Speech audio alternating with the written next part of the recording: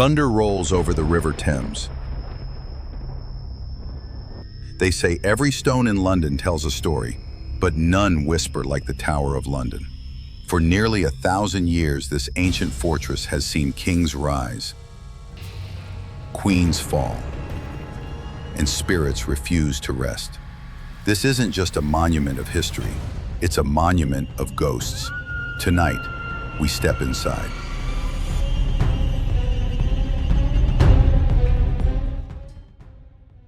Built by William the Conqueror in 1078, the tower began as a symbol of power. A royal palace meant to strike fear into the hearts of enemies, but power always casts a shadow. And over the centuries, that shadow grew darker. Torture chambers, execution blocks, betrayals. The walls of this place absorbed every scream, every drop of blood, every secret never meant to be told. By day, it gleams in sunlight. By night, it remembers. Our story begins with the spirit who refuses to fade, Queen Anne Boleyn. Once the beloved queen of Henry VIII. Her rise was dazzling and her fall merciless. In 1536, accused of treason and witchcraft, she was brought here, to the very place she had once celebrated her coronation. Her cell was small, her candle burned low, and she knew her fate was sealed. On the morning of May 19th, Anne walked calmly to the scaffold. Witnesses said she smiled, not out of peace, but defiance. When the sword fell, her lips still moved, whispering a prayer to a God she believed would understand her innocence. Since that day, her ghost has never left. Guards and visitors have seen her.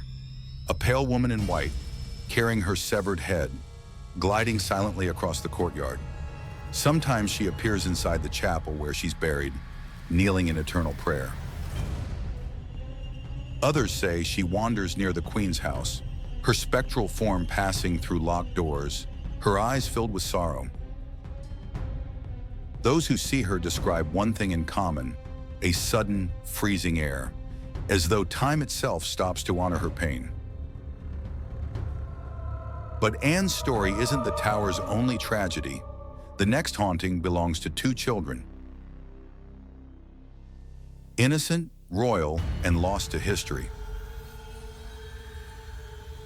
In 1483, King Edward IV died, leaving behind two young sons, Edward and Richard.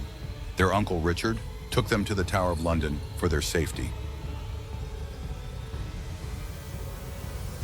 The princes were seen playing in the gardens, waving from the windows. Then one night they were gone. No one saw them leave. No one ever saw them again.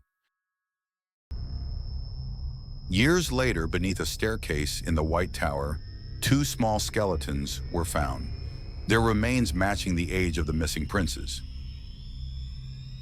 Historians believe they were murdered, perhaps by order of their own uncle, now King Richard III. But in death, the boys never left their prison. For centuries, guards have reported hearing their laughter echoing through empty corridors. Visitors claim to see two small figures dressed in white nightgowns, holding hands, staring silently from the shadows. One yeoman guard swore that when he tried to approach, they vanished into thin air, leaving only the faint sound of sobbing. The Tower of London became a symbol not just of power, but of suffering.